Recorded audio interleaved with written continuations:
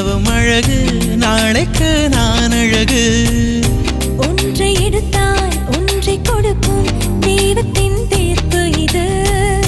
வாழ்க்கை என்ன மளிகை கடையா கொடுத்து எதை வாங்குவது